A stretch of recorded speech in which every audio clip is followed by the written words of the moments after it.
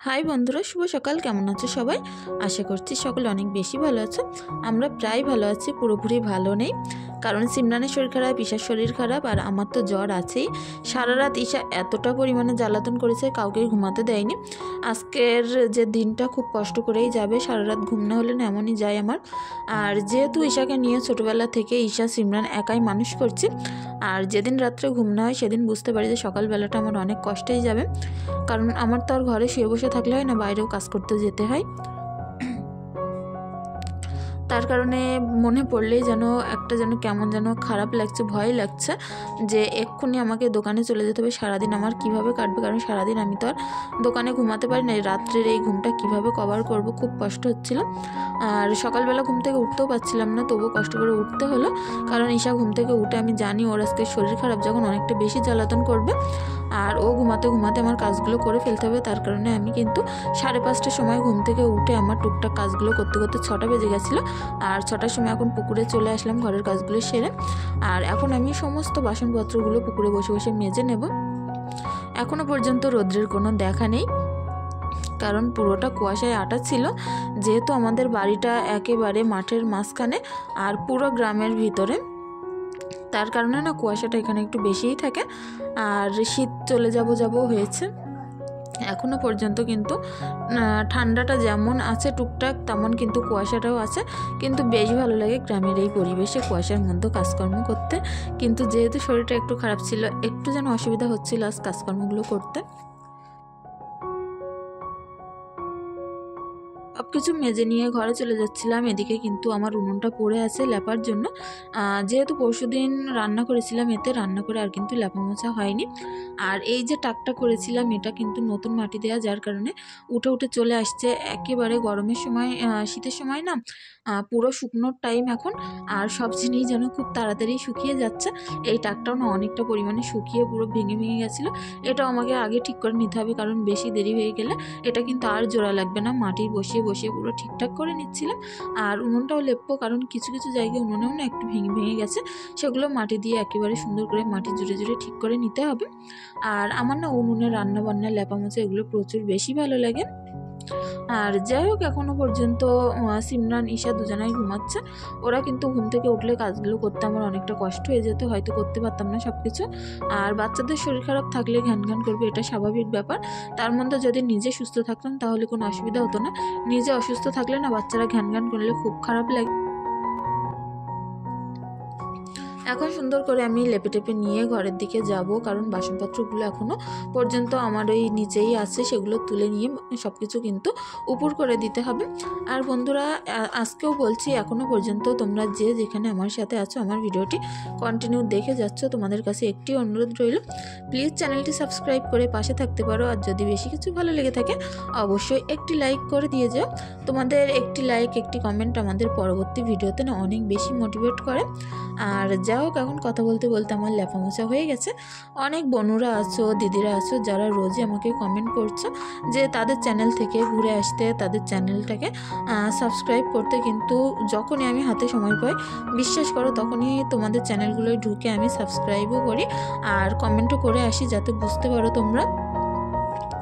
কিন্তু সবসময় জানো না, বাচ্চা কাচ্চা নিয়ে আমার তো নিজের একটা ব্যবসা আছে, সব কিছু নিয়ে একেবারে তালগোল পাকিয়ে যাচ্ছে। আমার সমস্ত যে দিনটা যে কিভাবে কাটে একমাত্র আমি জানি। ভোর 5টার সময় ঘুম থেকে উঠলে ভাবি কোনটা আগে করব, কোনটা পরে করব, কোনটা টাইমে করব, কোনটা বাড়ি এসে করব, এরকমই কিন্তু ভাবতে থাকি। টাইমের মধ্যে কাজকর্মগুলো করে 8টার মধ্যে আবার দোকানও খুলতে হয়। আর সব মিলিয়ে আমার যেন একটা হজবরল অবস্থা। আর যা হোক, দিনকালগুলো মোটামুটি ভালোই যাচ্ছে, হয়তো শরীরটা ভালো যাচ্ছে বলে কাজগুলো আমি সুন্দর করে উঠতে পারছি। আর সিমরানকে আমি ডেকে দিয়েছিলাম, ঈশা কিন্তু ঘরে এসে দেখি চুপ করে বসে আছে ঘুম থেকে উঠে, কান্নাকাটি করিনি। এটাই ভাগ্যের জোর, বাচ্চারা কান্নাকাটি ঘ্যান ঘ্যান করলে বেশি খারাপ লাগে। আর এখন ঈশা ওদিকে বসেছিল, আমি ঘরের খাটটাটগুলো গুছিয়ে পরিষ্কার করে নিচ্ছিলাম। আমার হাজব্যান্ড তো ভোরবেলায় বেরিয়ে যায়, প্রায় 3টের দিকে কাজে বেরিয়ে যায়। আর ও কিন্তু সকালবেলা কোনো দিনই ঘরে থাকে না, কারণ ভোর 3টে 4টের দিকে ও কিন্তু বেরিয়ে চলে যায়। আর ফাঁকা মাঠের মাঝখানে এখানে কিন্তু বাচ্চা কাচ্চা নিয়ে আমার একাই থাকতে হয়। আর যাই হোক, এখন সব কিছু সুন্দরভাবে গুছিয়ে পরিষ্কার পরিচ্ছন্ন করে নিয়ে খুব তাড়াহুড়োর মধ্যে ছিলাম, কারণ দোকানটাও খুলতে হবে। বুঝতেই পারছো, রোজকার ব্লগ তোমরা যারা দেখে থাকো তারা নিশ্চয়ই জানো যে কতটা তাড়াহুড়ো করে কাজকর্মগুলো করে আমাকে দোকানে যেতে হয়। আর তার মধ্যে ঈশার যেহেতু শরীরটা খারাপ ছিল, সারা রাত কিচ্ছু খাইনি, সেই কারণে না ঈশাকে ঘুম থেকে উঠে আগে একটু খাইয়ে নিচ্ছিলাম। সিমরানকেও খাইয়ে দেবো। এক প্যাকেট কেক ছিঁড়ে একটুখানি দুধে ভিজিয়ে খাইয়ে দিচ্ছিলাম, তাতে ওর পেটে একটুখানি বল হবে। আর বাচ্চা কাচ্চার শরীর খারাপ থাকলে অনেকটা বেশি খারাপ লাগে। আর দেখো, এখন আমি দোকানে এসে অনেকক্ষণ বেচাকেনা করে নিয়েছিলাম। এখন বাজে 12টা, আর 12টা থেকেই তোমাদের সাথে ব্লগটা আবারও কন্টিনিউ করছে। এর মাঝখানে অনেকবার চেষ্টা করেছি ফোনটা অন করার জন্য, কিন্তু ঈশা অনেকটা বেশি কান্নাকাটি করছিল, যার কারণে ওকে ওর হাতে একটুখানি ফোন দিয়ে কার্টুন দেখতে বসিয়ে দিয়ে আমি কাজগুলো করে নিয়েছিলাম।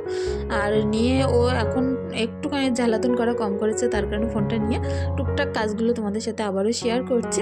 আমাদের বাড়িতে যেহেতু একটাই ফোন আছে, বড় ফোন, যার কারণে এই টাচ ফোনটা নিয়ে সারাদিন সবাই টানাটানি করে। যখন একটু সুযোগ পাই, ফাঁকা পাই, তখনই তোমাদের সাথে ভিডিওগুলো তুলি। তারপরে এখন আমি সুন্দর করে যে সকল জামাকাপড়গুলো মাখিয়েছিলাম গরম পানি দিয়ে, সেগুলো কেচে কুচে একেবারে শুকিয়ে নিচ্ছিলাম এখন রোদ্রে মেলে। আর অল্প একটুখানি ভাত করব। আমার তো ভাত খাওয়ার মোটেও ইচ্ছা নেই, সিমরানও খেতে চাইছে না। আমার হাজব্যান্ড যেহেতু দুপুরবেলা হোটেলেই খাবে, আর হাজব্যান্ডের জন্য কোনো চিন্তা নেই, এই কারণে আমি রাত্রের জন্য অল্প করে ভাত করেছি। আর এদিকে একটুখানি মটর ডাল আর আলু একসঙ্গে সিটি মেরে নিয়েছি। প্রেশারে 2-3টে সিটি দিয়েই কিন্তু এমন গলে গেছে। এর মধ্যে একটুখানি পানি দেবো, নুন হলুদ দেবো, আর ঈশার জন্য নুন হলুদটা দেওয়ার পরে একটুখানি তুলে রেখে দেবো। তারপরে কিন্তু আমি ডালটা একটু ফোড়ন দিয়ে নেব। সবসময় মটর ডাল আমি কষিয়ে রান্না করি। আজ আমার হাতে তেমন সময় ছিল না যে মটর ডালটা কষিয়ে রান্না করব। অনেকটা বেশি অসুবিধা হচ্ছিল দোকানদারি করতে। নিজের শরীর খারাপ অবস্থায় বাচ্চাদের শরীর খারাপ থাকলে ওদেরকেও সামলে নিতে হচ্ছিল। যাই হোক, একা মানুষ হলে এমনই হয়। বাড়িতে যদি কোনো মুরব্বী মানুষ থাকতো তাহলে হয়তো একটু স্বস্তি পেতাম। আর রান্না করার মতো কোনো রকম পরিস্থিতি ছিল না, কারণ দোকানদারি করতে করতে না নিজের শরীর খারাপ থাকলে কিচ্ছু ভাল লাগছিল না। আর তার মধ্যে আমি এখন পেঁয়াজ রসুন সুন্দর করে কেটে নিচ্ছি, আর কটা শুকনো লঙ্কা মাঝখান থেকে ছিঁড়ে নেব। নিয়ে কিন্তু আমি ডালটা ফোড়ন দেব। জিরে টিরে হাতের কাছে কিছুই ছিল না, কিচ্ছু খুঁজে পাচ্ছিলাম না। আর যেদিন মন ভালো থাকে, শরীর ভালো থাকে, সব কিছু কিন্তু রং বেরঙের রান্নাবান্না করতে খেতে ভালো লাগে। কিন্তু যখন শরীর মন কোনোটাই সাথ দেয় না, তখন কিন্তু কোনো কিছুই ভালো লাগে না। আমি হামানের যে থেতো করা যে এটা ছিল, সেটা দিয়ে রসুনগুলো পাথরের ওপরেই দাঁড়িয়ে থেতো করে নিয়েছিলাম। নিয়ে সুন্দর করে পেঁয়াজ রসুন আর শুকনো লঙ্কা একসঙ্গে ফোড়ন দিয়ে নিয়েছিলাম ডালে। তার মধ্যে দুপুরবেলা আমার হাজব্যান্ড জানে আমাদের শরীর খারাপ, কিচ্ছু খেতে ভালো লাগছে না, তার কারণে বিরিয়ানি এনে দিয়েছিল, সিমরানকে খাইয়ে দিয়েছিলাম, আমি একটু নিয়ে খাচ্ছিলাম। আর যা হোক, শরীর খারাপ বলে মুখে কোনো কিছুই রুচছিল না, একেবারেই ভালো লাগছিল না বিরিয়ানিটা খেতে। আর এক থালা বিরিয়ানি নিয়ে আমরা দুজনের কেউই শেষ করতে পারিনি, অর্ধেকটা মতো খেয়েছিলাম। আর অর্ধেকটা রেখে হাত ধুয়ে উঠে গেছিলাম, খেতে মোটেই ভালো লাগছিল না। আর যাই হোক, তারপরে আসলাম আবার দোকানের দিকে। দোকানদারি করতে হবে এখন, কারণ আমার হাজব্যান্ড একটু অন্য কাজে ব্যস্ত ছিল। আমাদের দোকানে যেহেতু অনেক রকমের তেল থাকে, সেই তেলগুলো সব পাত্রে পাত্রে ঢেলে গুছিয়ে রাখছিল। আর আমি এদিকে দোকানদারি করছিলাম, মাল দিচ্ছিলাম। যে সকল জিনিসপত্র অর্ডারি মালগুলো ছিল সেগুলো খাতায় লিখছিলাম, বিভিন্ন লোকের হিসাবপত্রগুলো খাতায় করছিলাম। আর তার মধ্যে আমার হাজব্যান্ড এটা টাঙাচ্ছিল ওটা টাঙাচ্ছিল, এই কাজ সেই কাজ করছিল। আমি এখন যেহেতু বাড়িতে চলে যাব, তার কারণে ওকে হিসাবপত্রগুলো সুন্দর করে এখন বুঝিয়ে দিয়ে যাচ্ছি। আর ও প্রত্যেকটা খাতা খুঁটিয়ে হিসেবগুলো বুঝে নিচ্ছিল। নিয়ে আমাকে বললো, তুমি এবার চলে যাও, আমি বাড়িতে এবার চলে যাব। আর যাই হোক, বাড়ি আসার সময় অনেকগুলো খাবার দাবার ঈশার জন্য ওর পাপা প্যাক করে দিয়েছিল। বললো বাড়ি নিয়ে যাচ্ছ, মনটা অনেক খারাপ লাগে একে বাড়ি নিয়ে গেলে। যেহেতু ঈশা বাড়ির সবার ছোট আর দুষ্টু চঞ্চল, ও দোকান থেকে চলে আসলে ওর পাপারও বলছিল ভালো লাগে না। আর এখন অনেকটা অন্ধকারে, ঘুটঘুটে অন্ধকারের ভিতরে আমার মুরগিদের সঙ্গে সেই সকালবেলা দেখা করে গেছিলাম। আর এরা কিন্তু সারাদিন যখন খাবার দেয় তখনই খেয়ে নেয়। যেহেতু সারাদিন না খেয়েছিল, ভাবছিলাম সারা রাত না খেয়ে থাকবে, তার কারণে রাত হলেও এখন আমি এদের ফার্মের ভিতরে চলে আসলাম। এসে মুরগিদেরকে ভাতটা দিয়ে একটু দাঁড়িয়ে থেকে লাইট জেলে খাইয়ে নেব। ফার্মের ভিতরে যেহেতু কোনো আলোর ব্যবস্থা নেই। তারপরে ঘরে এসে একটুখানি চা করে নিলাম। তারপরে মনটা একটু ফ্রেশ লাগছিল, ঘরটা পরিষ্কার পরিচ্ছন্নই ছিল। ঈশা দিকে ড্যান্স দিচ্ছিল, তার কারণে ভাবলাম মনটা যাতে আরও একটু ফ্রেশ হয়ে যায়। তার কারণে আমার তো যেহেতু ঘরে রুম ফ্রেশনার কোনো রকম স্প্রে নেই, তার কারণে সুন্দর একটা ধূপকাঠি, দামি ধূপকাঠি ছিল, গন্ধটা অনেক সুন্দর ছিল, সেটা জ্বেলে দিলাম। মনটা একটুখানি ফ্রেশ ফ্রেশ লাগছিল। তারপরে কিছুটা চা আমি নিয়ে 3 জনের জন্য 3 কাপ ঢেলে নিলাম, নিয়ে একসঙ্গে বসে এখন খেয়ে নেব। আর যাই হোক বন্ধুরা, আজকের ভিডিওটি তোমরা যে যেখান থেকে দেখছো তোমাদের কাছে একটি অনুরোধ রইল, প্লিজ চ্যানেলটি সাবস্ক্রাইব করে পাশে থাকতে পারো। আর যদি বেশি কিছু ভালো লেগে থাকে অবশ্যই একটি লাইক, একটি কমেন্ট করে দিয়ে যাও। সকলে অনেক বেশি ভালো থেকো, সুস্থ থেকো। আর এখন দেখো আমি সুন্দর করে আমার গাছগুলোয় পানি দিয়ে নিচ্ছিলাম। সকালবেলা যদিও দিয়েছি, তারপরেও না এত পরিমাণে এই জানলা দিয়ে রোদ্দুর আসে বলার কথা নয়।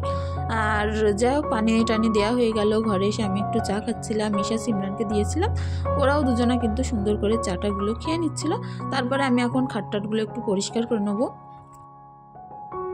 আর আজ আমি তোমাদের সাথে একটাই জিনিস শেয়ার করার জন্য ভেবেছিলাম, আর সেটা শেয়ারও করলাম, যে নিজেদের এই অভাবের সংসারটাকে আমরা দুটো মানুষ অনেক পরিশ্রম করে কিভাবে দাঁড় করিয়ে রেখেছি, দুটো সন্তান কিভাবে প্রতিপালন করছে, সেটাই তোমাদের সাথে শেয়ার করার ছিল। আর আশা করি তোমরা দেখে বুঝতে পেরেছো যে অনেকটা পরিশ্রম করে কিন্তু এই সংসারটাকে আমরা দুটো মানুষ একেবারে দু হাতে ধরে রেখে কিন্তু সুন্দর করে গুছিয়ে রেখেছি। তোমাদের কাছে একটাই অনুরোধ রইল, যে যদি ভিডিওটির ভিতরে কোনো ভুল ত্রুটি থেকে থাকে প্লিজ ক্ষমাসুন্দর দৃষ্টিতে দেখো, কেউ বাজে কমেন্ট করো না। কারণ অনেক মানুষের অনেক বাজে কমেন্টে কিন্তু মানুষের মন ভেঙে যায়, অনেকটা বেশি খারাপ লাগে। আজও হয়তো কেউ তেমন খারাপ কমেন্ট সেরকমভাবে করোনি, আর আশা করছি তোমাদের কাছ থেকে আমি কোনো খারাপ ব্যবহার পাবো না। আর যাই হোক, কথা বলতে বলতে আমার কাজগুলো কিন্তু আমি সুন্দর করে গুছিয়ে নিচ্ছিলাম। আর এই অভাবের সংসারটাকে দুটো মানুষ যেভাবে আমরা সুন্দর করে দু হাতে তুলে গুছিয়ে রেখেছি, সেটাই চেষ্টা করলাম। কতটা কি দেখাতে পেরেছে জানি না। আর সেরকমভাবে আমি গুছিয়ে হয়তো কথাও বলতে পারি না, যে পুরোটা তোমাদের দেখিয়ে বুঝিয়ে বলতে পারবো কি ফোনে ভিডিও করে সেভাবে দেখাতে পারবো। আর যতটুকু সম্ভব চেষ্টা করলাম দেখানোর জন্য। প্লিজ প্লিজ প্লিজ সকলে অনেক বেশি ভালো থেকো, আর আমাদের একটু সাপোর্ট করো, পাশে থেকো। আর অবশ্যই অবশ্যই ঈশার জন্য একটু দোয়া করো যেন অনেক তাড়াতাড়ি সুস্থ হয়ে যায়। ধন্যবাদ।